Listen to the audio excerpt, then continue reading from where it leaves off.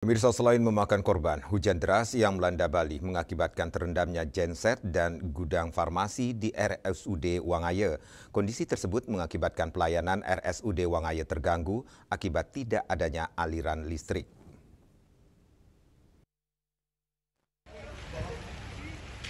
Akibat genset yang ada di RSUD Wangaya terendam banjir, aliran listrik padam. Kondisi tersebut mengakibatkan pelayanan kesehatan di RSUD Wangaya pada pagi hingga siang hari masih dilaporkan terganggu.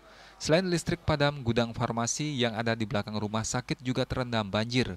Koordinator Penanganan Bencana RSUD Wangaya, Dr. Ana Agung Bagus Darmayuda mengatakan, akibat pelayanan terganggu, banyak pasien yang memerlukan perawatan intensif dirujuk ke Rumah Sakit Bali Mandara, RSUD Klungkung, dan RSUP Prop Ngurah.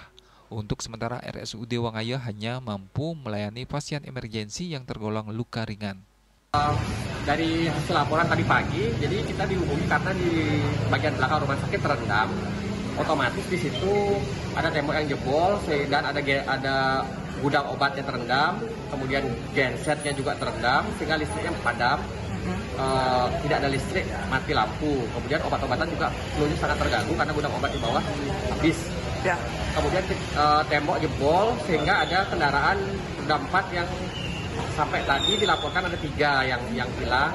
Akses ke belakang otomatis mati semua.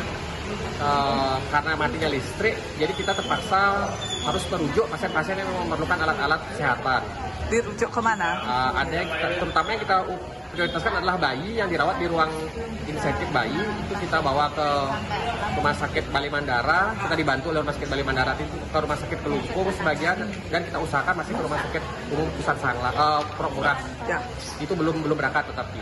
Ya. Kemudian pasien-pasien yang ke UGD kita lakukan triase disaster sebagai bencana. Jadi hanya yang kita prioritaskan benar-benar emergensi saja yang kita tangani sebelum kita tangani. Sisanya kita arahkan ke rumah sakit lain. Ya.